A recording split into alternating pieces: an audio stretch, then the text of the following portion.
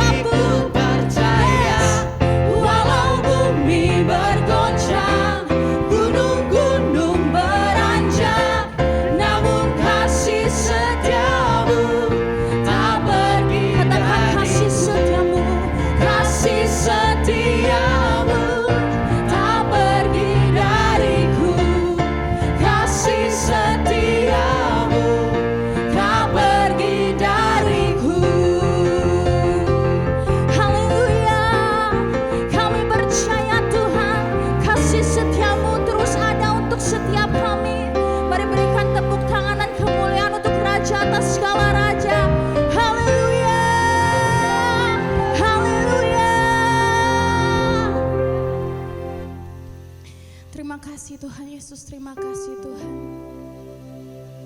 Mari sama-sama kita siapkan hati kita Bapak Ibu Saudara.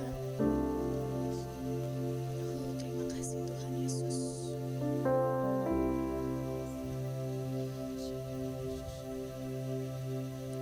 Kami bersyukur Tuhan Yesus.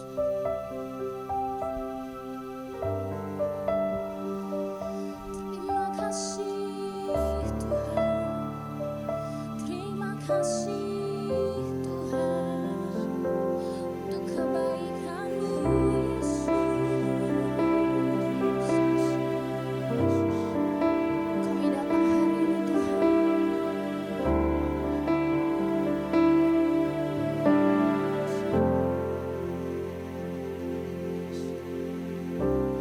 Bapakku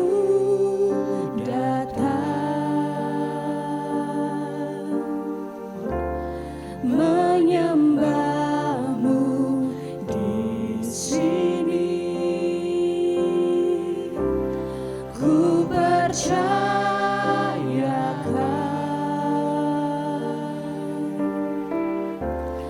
ada bagiku.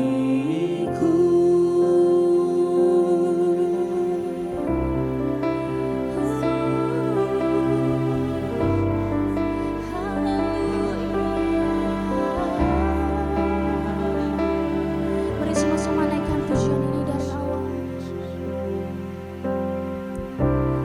Bapakku datang,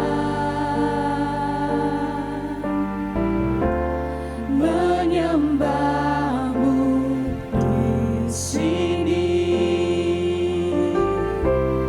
ku percayakan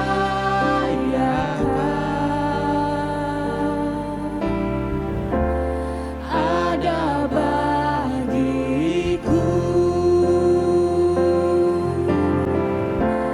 Tak usah ku takut, sebab Kau sertaku. Tak usah ku bimbang, Kau di dalamku. Tak usah ku cemas, Kau penghiburku. Saat ku lemah, Kau kuatku. Ku nyanyi haleluya,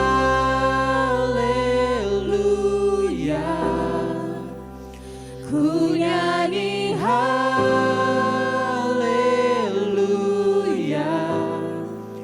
Sungguh Kau hebat, ajaib perkasa perbuatan-Mu. Ku nyanyi haleluya, ku nyanyi haleluya,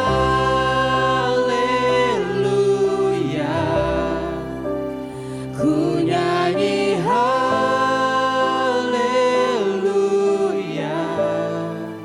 Sungguh Kau hebat, ajaib perkasa perbuatan-Mu. Di hidupku sungguh Kau hebat Tuhan, perbuatan-Mu Yesus. Haleluya, haleluya. Terima kasih Tuhan. Mari dengan iman sama-sama katakan. Bapakku datang, menyembah-Mu di sini, ku percayakan ada untuk setiap kami Tuhan. Ada bagi, takkan tak usah ku takut, tak usah ku takut, sebab Kau sertaku. Tak usah ku bimbang, Kau di dalamku.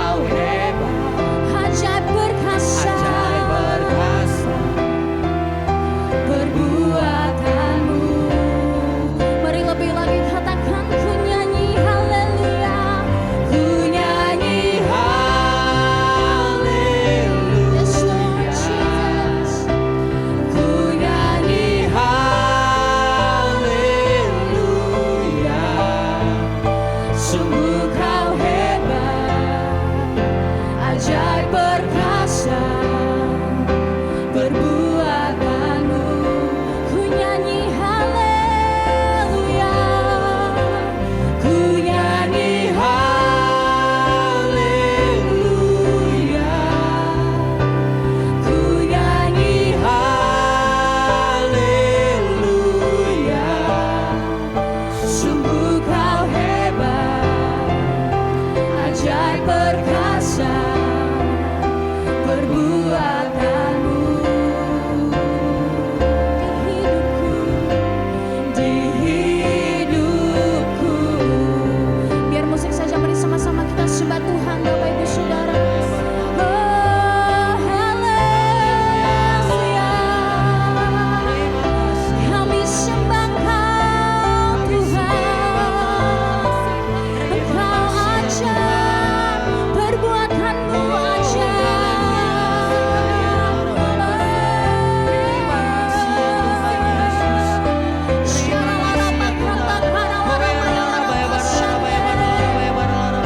kami naikkan sembah kami Tuhan.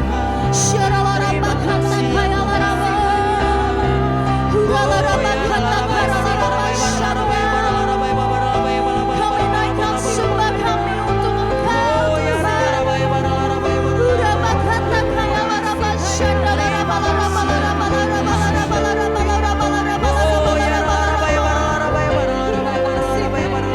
Kami naikkan sembah kami Tuhan. Oh haleluya, Kau layak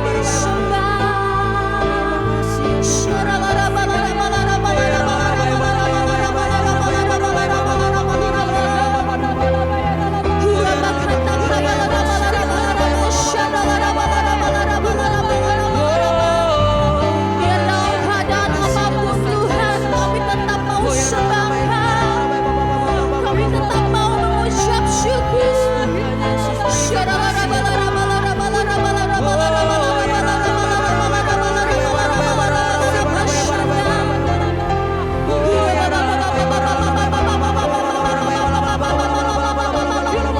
Kami sembah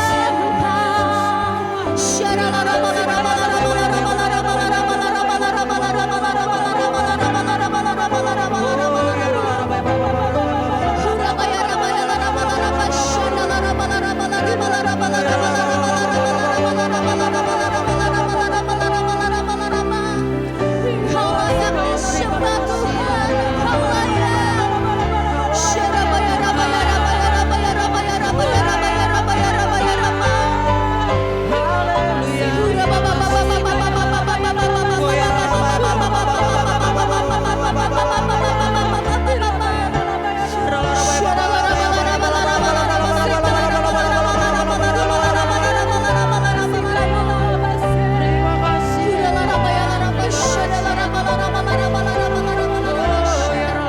Mari dengan iman sama-sama katakan Bapak Ibu Saudara, tak usah ku takut.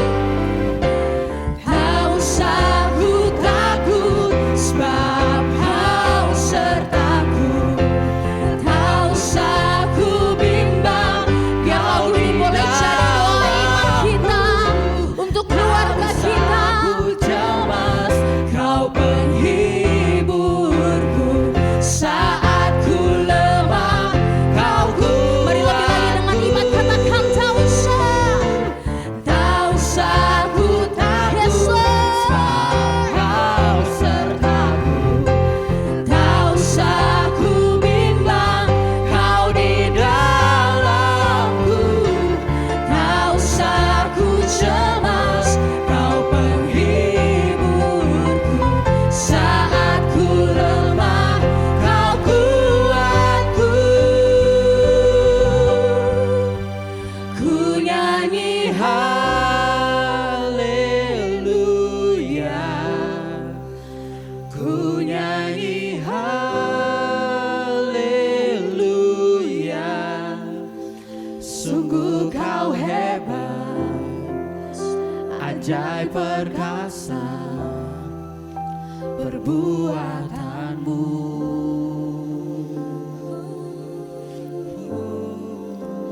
Ku nyanyi haleluya,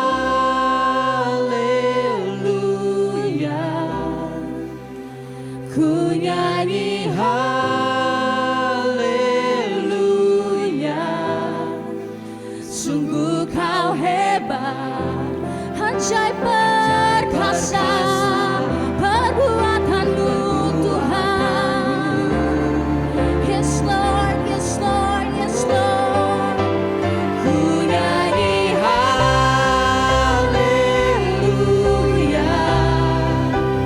ku nyanyi haleluya.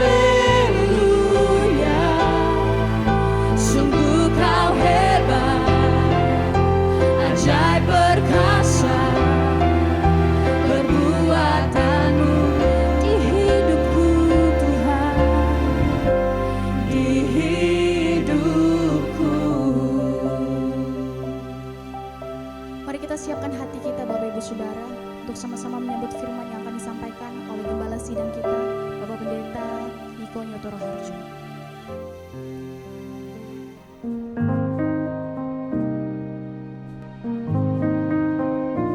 Shalom semuanya. Pada saat COVID-19 menjadi pandemi, kita harus bersiap-siap untuk memasuki krisis ekonomi. Krisis ekonomi dapat memicu krisis sosial. Sekarang kita mulai memasuki krisis ekonomi secara global, termasuk di Indonesia. Kita harus banyak berdoa agar krisis ini tidak berlarut-larut sehingga menimbulkan krisis sosial. Pada tanggal 17 April 2020, SMRC, yaitu Saiful Mujani Research and Consulting, merilis survei yang dia dapatkan. Survei menunjukkan bahwa 67% rakyat Indonesia mengatakan kondisi ekonominya semakin memburuk sejak pandemi COVID-19. Sebanyak 24% mengatakan kondisi ekonominya tidak mengalami perubahan. Dan hanya 5% mengatakan kondisi ekonominya lebih baik. Mayoritas masyarakat Indonesia, yaitu sekitar 77%, menganggap COVID-19 mengancam pemasukan atau penghasilan mereka. Survei juga menyebutkan bahwa sekitar 25% warga atau 50 juta warga dewasa sudah tidak bisa memenuhi kebutuhan pokok tanpa pinjaman. 15% warga mengatakan bahwa tabungan mereka hanya cukup untuk beberapa minggu. Sedang 15% lainnya warga mengatakan bahwa tabungan yang dimiliki hanya cukup untuk 1 minggu. Melalui hasil survei ini, kita bisa melihat bahwa kondisi ekonomi rakyat Indonesia dalam keadaan tidak baik. Sekali lagi kita harus banyak berdoa tentang hal ini. Dalam doa ini kita harus berkata, pertolongan kita adalah dalam nama Tuhan yang menjadikan langit dan bumi. Dalam nama Tuhan Yesus Kristus. Yesuslah kuatku, Yesus penolongku, kepadamu ku berseru.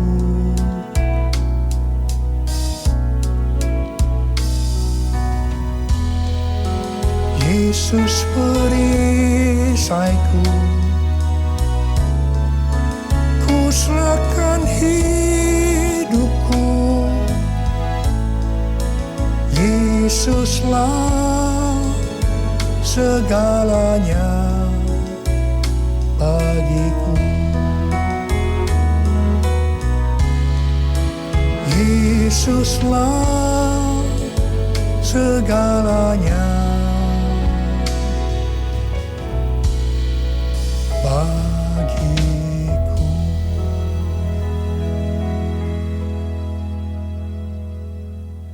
Setelah Tuhan Yesus bangkit, sebelum kenaikannya ke sorga, Tuhan Yesus mengunjungi murid-muridnya yang sedang mencari ikan di Danau Galilea. 7 murid Tuhan Yesus, termasuk Petrus, Yohanes, dan Yakobus, sedang berkumpul dalam keadaan tergoncang akibat kematian Tuhan Yesus. Mereka dalam keadaan ketakutan. Secara ekonomi, mereka juga tergoncang karena biasanya mereka selalu bersama-sama dengan Tuhan Yesus. Mereka kembali ke Galilea dan mencari ikan untuk kehidupan mereka. Pada saat itu, mereka sepakat untuk mencari ikan. Alkitab mengatakan bahwa semalam-malaman mereka mencari ikan, tetapi mereka tidak mendapatkannya. Mereka tambah frustasi. Tiba-tiba dari darat ada suara yang berkata, "Hai anak-anak, adakah engkau mempunyai lauk pauk?" Dengan kesal mereka menjawab, "Tidak ada." Mereka semua tidak tahu kalau yang bertanya itu adalah Tuhan Yesus. Tuhan Yesus melanjutkan dengan berkata, "Kalau begitu, tebarkan jalamu di sebelah kanan perahu, maka engkau akan mendapat ikan." Perintah ini sebenarnya tidak masuk akal karena alasan pertama, hari sudah siang. Mencari ikan di Danau Galilea harus malam hari. Alasan yang kedua, jarak perahu dengan pantai hanya sekitar 200 hasta, yaitu sekitar 90 meter. Jadi tempat itu adalah tempat yang relatif dangkal. Padahal biasanya ikan ada di tempat yang relatif dalam. Tetapi mereka taat kepada suara itu. Meskipun mereka tidak tahu bahwa itu adalah suara Tuhan Yesus. Setelah mereka melemparkan jala di sebelah kanan perahu, apa yang terjadi? Mereka mendapatkan 153 ekor ikan besar-besar. Baru setelah itu mereka sadar bahwa yang menyuruh mereka adalah Tuhan Yesus. Pertanyaannya, mengapa mereka tetap taat meskipun mereka tidak tahu bahwa itu Tuhan Yesus? Jawabannya adalah karena mereka hidupnya intim dengan Tuhan Yesus. Pada masa kesesakan, biasanya tidak gampang untuk mendengarkan suara Tuhan. Tetapi orang yang hidupnya intim dengan Tuhan, mereka tetap bisa membedakan bahwa ini suara Tuhan, meskipun samar-samar. Suara ini adalah suara yang sering dia dengar, yang memberi tuntunan, memberitahu apa yang harus dilakukan. Pada saat kita memasuki krisis ekonomi sebagai dampak dari pandemi COVID-19, kita perlu mendengar suara Tuhan. Saya ulangi sekali lagi. Pada saat kita memasuki krisis ekonomi sebagai dampak dari pandemi COVID-19, kita perlu peka mendengar suara Tuhan. Garis bawahi ini. Ada 3 macam suara. Yang pertama, suara Tuhan. Yang kedua, suara hati kita. Yang ketiga, suara iblis. Bagaimana kita bisa membedakan bahwa itu adalah suara Tuhan? Yaitu kalau kita hidupnya intim dengan Tuhan. Kalau hati kita melekat kepada Tuhan. Kalau kita dipenuhi dengan Roh Kudus.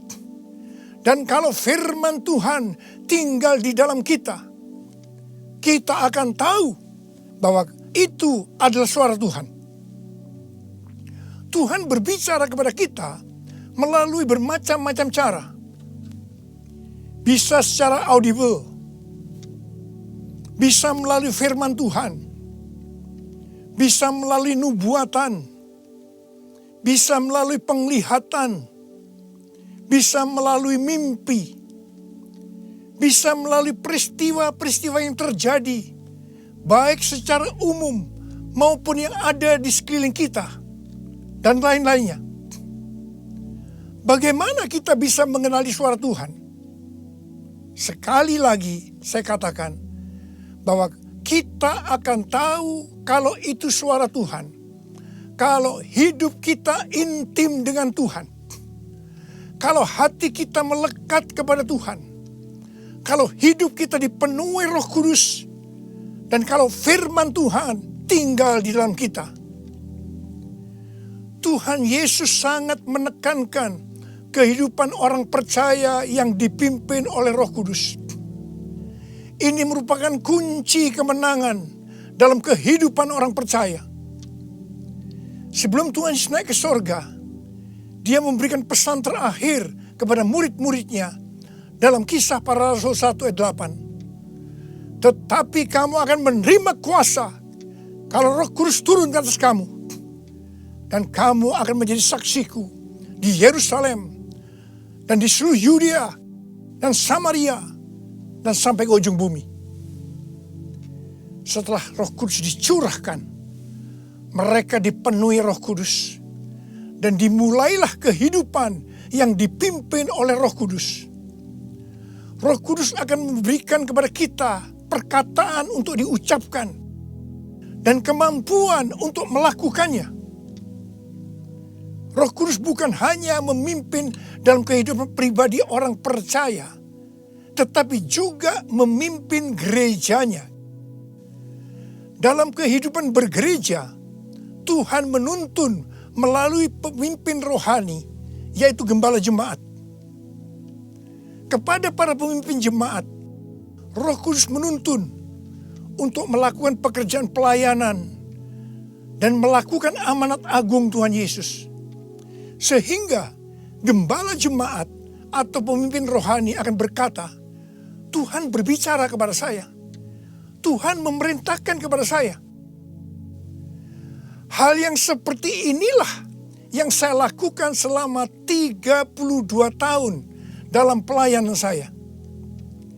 Setiap bulan Tuhan memberikan tuntunan. Dan kebanyakan tuntunan yang Tuhan berikan kepada saya, pada mulanya saya tidak mengerti. Tetapi saya percaya. Karena saya percaya, saya perkatakan tuntunan itu. Saya melakukan seperti apa yang Rasul Paulus lakukan. Karena aku percaya, maka aku berkata-kata. Kebanyakan juga tuntunan Tuhan sepertinya tidak masuk akal. Tidak bisa dimengerti. Seperti perintah Tuhan Yesus kepada murid-muridnya untuk mendapatkan ikan tadi. Tetapi yang saya lakukan, meskipun tidak masuk akal, meskipun tidak mengerti, saya tetap melakukannya. Begitu saya melakukannya, pengertian itu dibuka. Tema yang Tuhan berikan untuk tahun 2020 adalah tahun dimensi yang baru. Pada awal tahun dengan tuntunan Tuhan, saya berkata bahwa tahun ini untuk mencari nafkah tidak bisa dengan cara yang seperti biasanya, tetapi harus dengan cara Tuhan. Tuhan banyak memberikan ayat-ayat untuk menuntun kita mengenai hal itu.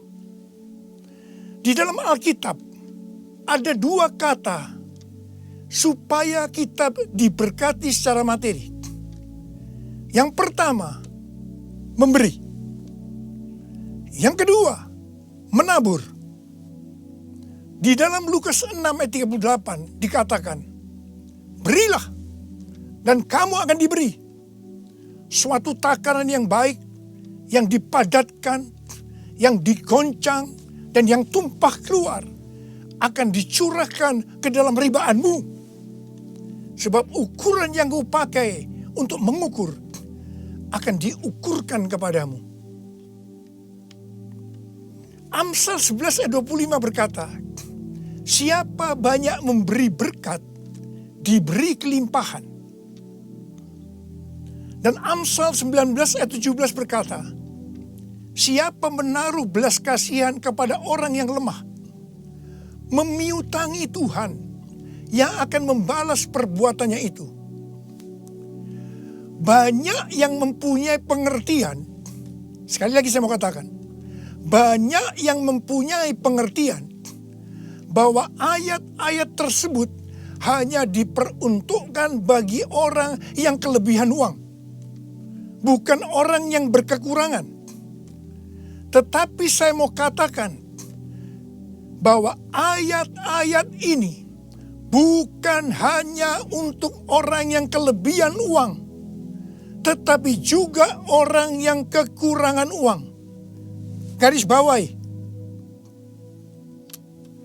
pada waktu Tuhan Yesus melihat janda miskin yang mempersembahkan 2 peser ke dalam peti persembahan, Tuhan Yesus berkata, "Aku berkata kepadamu, sesungguhnya janda miskin ini memberi lebih banyak daripada semua orang itu. Sebab mereka semua memberi persembahannya dari kelimpahannya. Tetapi janda ini memberi dari kekurangannya. Bahkan ia memberi seluruh nafkahnya." Saya percaya bahwa Tuhan Yesus akan memberkati janda miskin ini berlimpah, limpah, limpah. Amin. Pada waktu Tuhan menyuruh Elia datang kepada janda Sarfat untuk menghidupi Elia pada masa kekeringan, janda Sarfat ini hanya memiliki tepung dan minyak untuk membuat roti yang terakhir baginya dan anaknya. Tetapi justru Elia berkata, dan saya percaya ini dari Tuhan, bahwa jika janda Sarfat itu memberikan sebagian roti itu kepadanya, maka minyak dan tepung tidak akan berkurang sampai berakhirnya masa kekeringan. Saya percaya itu tidak mudah bagi janda Sarfat untuk melakukannya. Tetapi yang jelas, janda Sarfat ini percaya apa yang dikatakan oleh Elia. Dan ketika dia bertindak, terjadilah seperti yang dikatakan oleh Elia, bahwa tepung dan minyak tidak berkurang sampai masa kekeringan itu selesai. Hal yang seperti inilah yang pernah saya alami.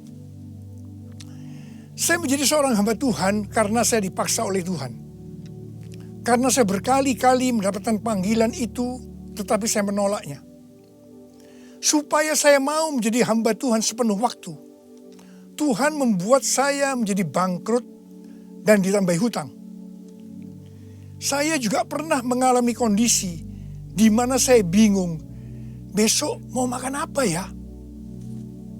Mungkin hal seperti ini yang sedang banyak dialami oleh orang-orang dalam krisis ekonomi saat ini.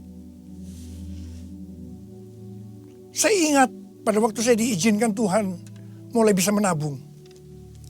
Pada suatu hari Pak Rahim, seorang pendoa syafaat yang sekarang sudah bersama Bapa di sorga, datang ke rumah saya.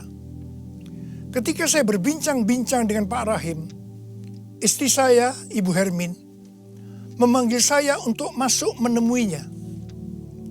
Saya masuk, dan dengan gemetar Ibu Hermin berkata bahwa dia mendapatkan penglihatan.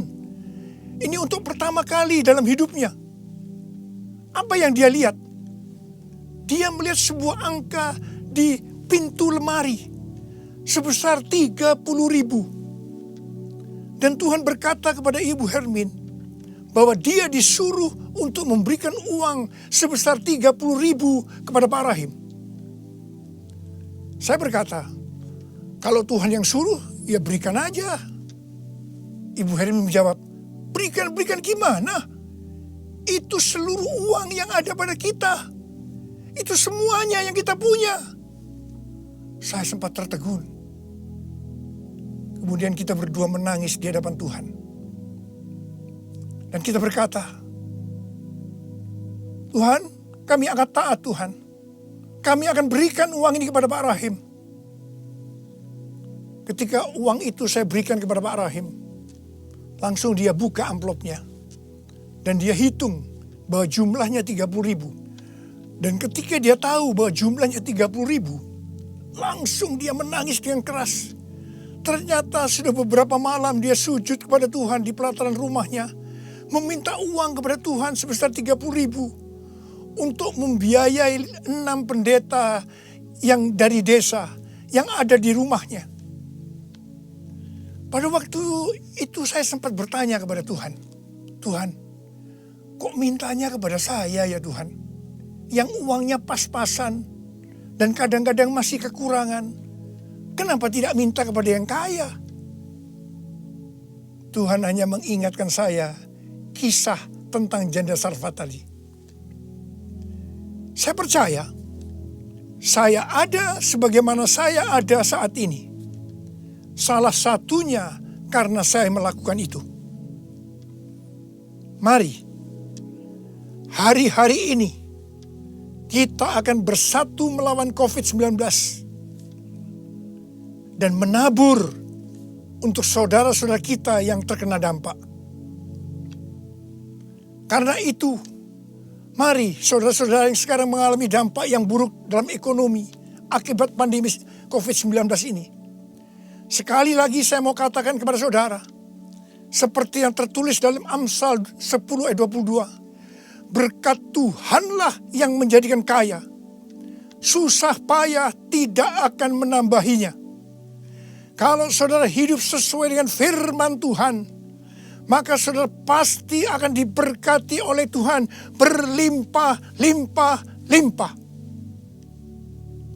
Tuhan Yesus berkata, jangan kamu khawatir. Jangan kamu khawatir.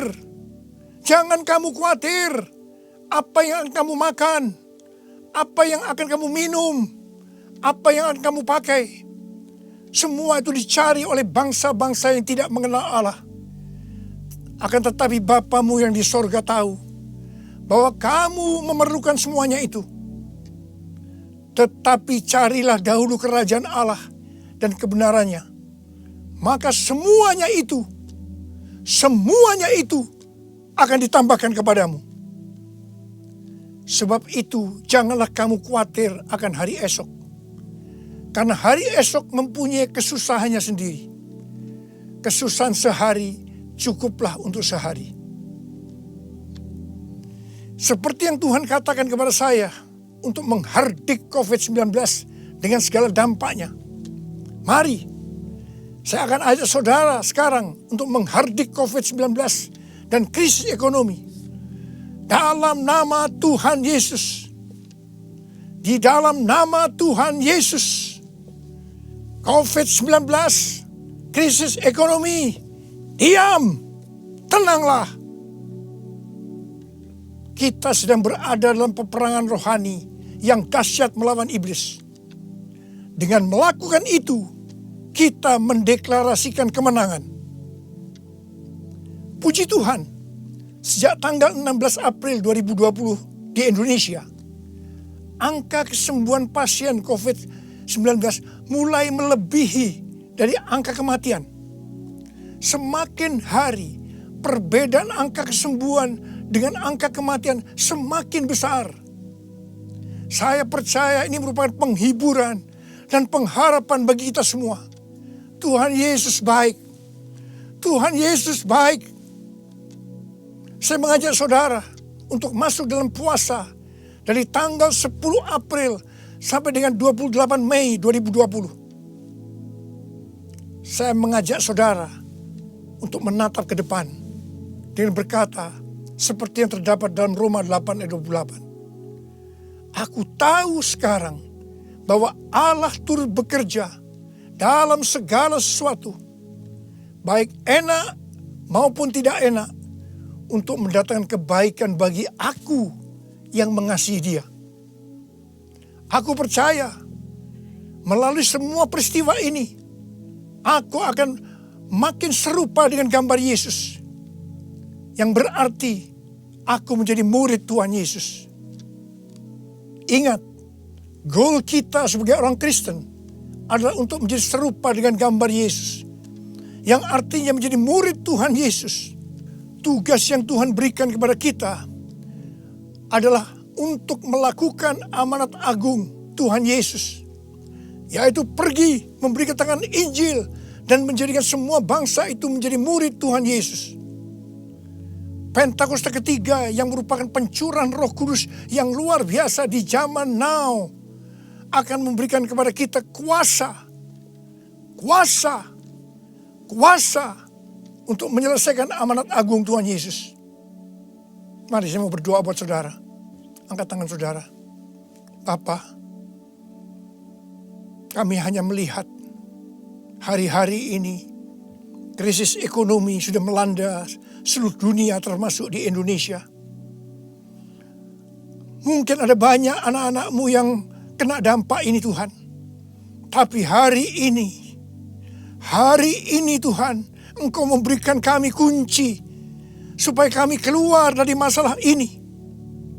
Dan kami percaya Tuhan, kalau anak-anak-Mu semua ini melakukan apa yang Kau suruh kepada kami hari ini, mereka pasti akan diberkati oleh Tuhan. Mereka akan keluar dari krisis ekonomi ini. Mereka bukan hanya cukup, tapi malah mereka akan berkelimpahan di dalam segala hal. Terima hidup berkelimpahan. Terima kelimpahan. Terima. Tuhan, hamba berdoa bagi mereka yang sakit. Sembuh dalam nama Yesus. Sembuh dalam nama Yesus. Sembuh dalam nama Yesus. Amin.